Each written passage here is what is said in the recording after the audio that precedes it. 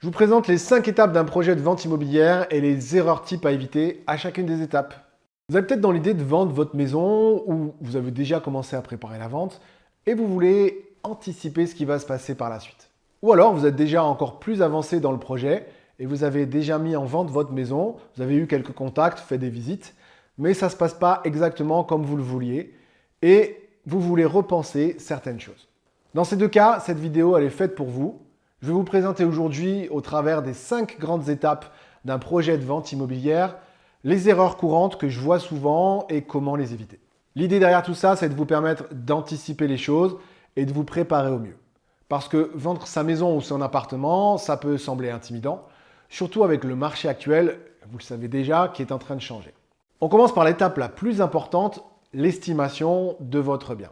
C'est l'étape la plus importante parce qu'elle va poser les bases de votre projet de vente. Bien souvent, comment les propriétaires estiment leur maison? Eh bien, ils passent par un logiciel en ligne, ils rentrent quelques informations et ils obtiennent une fourchette de prix et souvent on choisit le prix le plus haut et on envoie l'annonce. Ou alors, on récupère simplement le prix moyen en mètre carré de la région, merci Google, on multiplie par la surface de la maison, on fait l'annonce et on envoie. C'est pratique, mais en réalité, c'est un petit peu plus compliqué que ça. Ces outils ou cette méthode, c'est juste le point de départ de l'estimation. Pour un projet de vente réussi, il faut absolument avoir une estimation précise, réaliste et objective. Et ça passe par plusieurs facteurs. Premièrement, il faut un prix du marché actualisé, issu de plusieurs sources fiables. Parce qu'il faut absolument que cette valeur de référence, elle soit combinée, mixée de différentes sources statistiques pour tenir compte de la réalité du marché actuel. Et il faut que ces sources, elles soient fiables et sérieuses. Et ça déjà, c'est moins facile à trouver. Ensuite, il faut faire une analyse objective de l'état, des caractéristiques, des particularités de votre propriété. C'est-à-dire considérer les points positifs, sans les exagérer, mais aussi les points négatifs, les désavantages de votre maison, sans les sous-évaluer. Ensuite, il faut comprendre et intégrer la situation du bien, son environnement, le quartier, les commodités, la réputation, la population, son emplacement. Tous ces points-là vont significativement influencer le prix de votre bien et c'est la base. Mais ce n'est pas tout. Il reste 2 éléments à considérer qui sont plus de nature stratégique. Premièrement, il faut considérer les tendances actuelles du marché local. Qu'est-ce qui est à la vente en ce moment et à quel prix? Qu'est-ce qui s'est vendu ces derniers mois et à quel prix? Parce que bien souvent, le prix de vente réel et le prix affiché, ce n'est pas le même. Et il faut comparer votre bien avec ces données-là pour comprendre où il se situe. Et deuxième chose, il faut considérer votre stratégie de vente. Quelles sont vos possibilités? Quelle est votre urgence? Est-ce que vous voulez vendre vite? Est-ce que vous avez un petit peu plus de temps? Et considérez le marché, parce que dans un marché vendeur, vous pourriez choisir un prix un peu plus élevé. Mais dans un marché acheteur, il vaut mieux un prix qui soit réaliste, efficace, pour obtenir les bonnes offres dès le départ. Alors vous voyez, c'est quelque chose d'un petit peu plus complexe qu'il y paraît, et il ne suffit pas de quelques informations glanées sur Internet.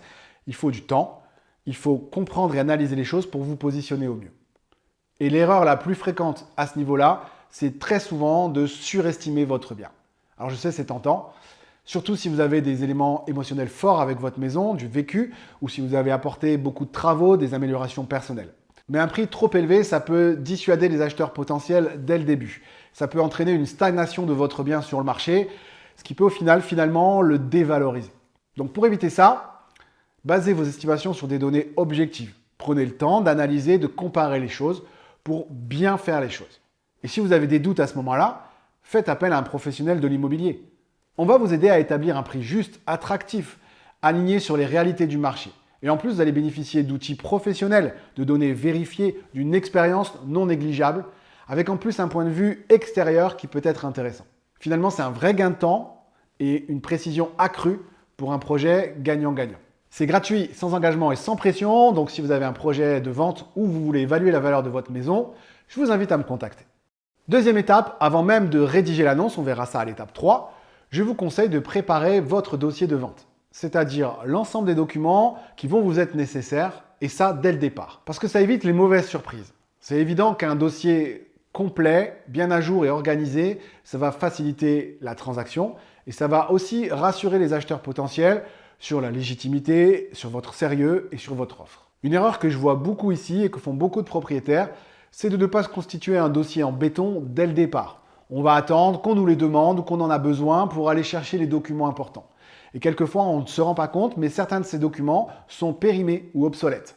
C'est le cas par exemple des diagnostics immobiliers. Très souvent, je vois des dossiers incomplets ou des diagnostics qui sont périmés. Et un diagnostic immobilier, ça ne s'obtient pas en 10 minutes, ça fait perdre du temps. Donc, organisez-vous dès le départ. Regroupez les documents nécessaires obligatoires. Soyez sûr de leur validité pour avoir un dossier organisé et propre dès le départ. Pensez aux titres de propriété, aux factures des derniers travaux réalisés, à la taxe foncière, aux factures d'énergie, EDF et gaz. Et si vous êtes en copropriété, il faudra sûrement rajouter des documents liés à la copropriété elle-même. Les paiements des charges, les rapports des PV d'assemblée, etc., etc.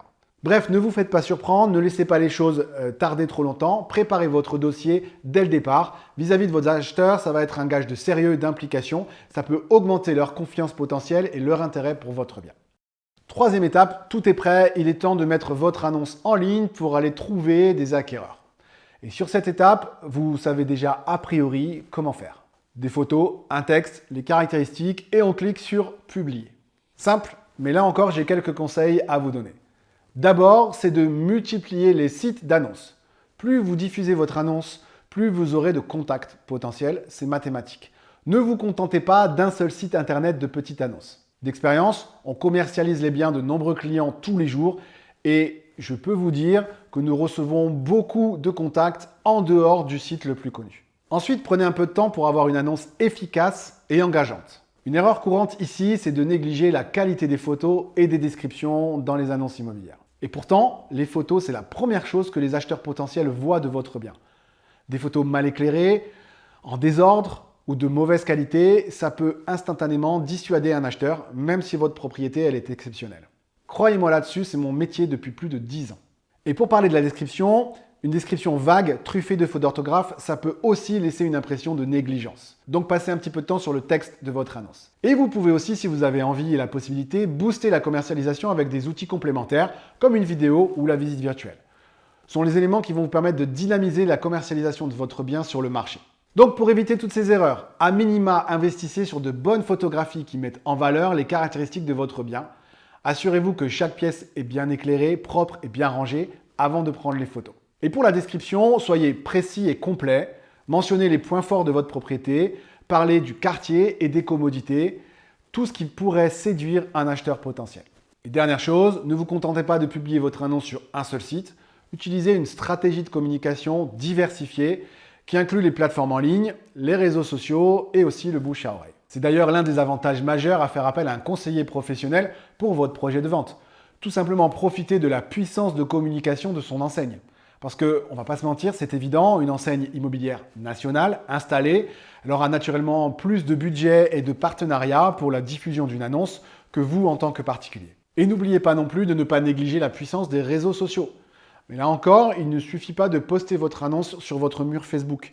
Il faut une vraie stratégie, un suivi, une véritable méthode de communication et peut-être aussi investir de l'argent pour une communication payante. On arrive à l'étape 4, une fois que votre bien a attiré l'attention, c'est le moment maintenant d'organiser et de gérer les visites. Et c'est un moment critique où les acheteurs potentiels, ils vont venir se projeter dans votre bien, ils font l'effort. Et donc à ce moment-là, chaque détail compte. Je vois souvent 2 erreurs courantes à cette étape. Mal gérer les plannings et ne pas préparer suffisamment les visites. Une maison en désordre, des rendez-vous mal organisés ou des visites précipitées, ça peut laisser une mauvaise impression, diminuer l'intérêt des acheteurs pour votre bien. Vous devez être dans un état d'esprit où chaque visite doit être une réussite. D'abord, assurez-vous que votre bien est impeccable. Un bon nettoyage, un peu de rangement, une mise en scène sympa, ça peut vraiment faire la différence. Pensez également à aérer les pièces et à laisser entrer la lumière naturelle. Ensuite, soyez flexible mais organisé pour les plannings de votre visite. Vous devez évidemment faire avec les disponibilités de vos acheteurs et les vôtres, c'est pas simple, mais veillez à ne pas bousculer les visites. Une visite bien planifiée, ça laisse le temps aux acheteurs de se sentir à l'aise et de poser toutes leurs questions. Et enfin, votre attitude pendant la visite, elle est importante. Soyez accueillant et informatif, répondez honnêtement aux questions, mais gardez une certaine neutralité pour permettre aux visiteurs de se projeter au mieux. Et surtout, le plus dur et le plus chronophage, en amont des visites, il faut que vous arriviez à identifier les bons acheteurs des touristes. C'est tout un art et ça demande de la diplomatie, un savoir-faire et une certaine assurance pour oser demander des informations importantes et personnelles, comme par exemple leurs revenus ou leur financement. C'est important pour éviter les visites inutiles et aller à l'essentiel. Donc vous l'avez compris, une visite, c'est pas simplement ouvrir des portes et répondre à 2 questions. C'est avant tout présenter le bien, raconter une histoire, aider à la projection des acheteurs potentiels, les rassurer et même anticiper leurs questions pour ne pas les laisser repartir avec des doutes. Et en même temps, c'est pour vous le moment de jauger un peu la faisabilité du projet et le sérieux de ces acheteurs qui sont en face de vous. Alors c'est pas simple, et là encore, c'est un gros avantage de travailler avec un professionnel de l'immobilier, parce que nous, c'est ce que nous gérons au quotidien pour nos clients. Et croyez-moi, en ce moment, il vaut mieux une visite bien ciblée que 10 visites non qualifiées. On arrive à la 5e étape, félicitations, vous êtes maintenant à l'étape finale, la finalisation de votre vente. C'est une étape cruciale, parce que c'est là que tout va se concrétiser. À ce niveau, on voit encore souvent une grosse erreur de préparation. Un manque de préparation sur les aspects juridiques et financiers, ça peut entraîner des retards et dans certains cas, compromettre la vente. Pour éviter ça, assurez-vous d'abord de bien comprendre tous les aspects du compromis de vente. Ce document, il est essentiel car il annonce toutes les conditions de la vente, y compris les éventuelles clauses suspensives. Donc pour votre intérêt, pour votre projet, vous devez être absolument à l'aise avec tous les éléments qui constituent ce document. Ensuite, concernant le financement, il va falloir rester en contact étroit avec l'acheteur pour vous assurer que son projet de financement est en bonne voie et avance. Et vous, il faut que vous soyez sûr de sa capacité de financement et de son sérieux avant de signer le compromis. Et faites attention parce que c'est très souvent à cette étape que les projets échouent, par manque de préparation, d'anticipation ou de mauvaise qualification des acquéreurs. Vous exposez alors à des déconvenues, une perte de temps, souvent liée à une perte d'argent, parce que vous le savez, un bien qui reste trop longtemps à la vente, sur le marché immobilier, il perd de la valeur. Donc devoir annuler une vente au dernier moment et recommencer tout le processus, ça va forcément vous faire perdre du temps et probablement de l'argent.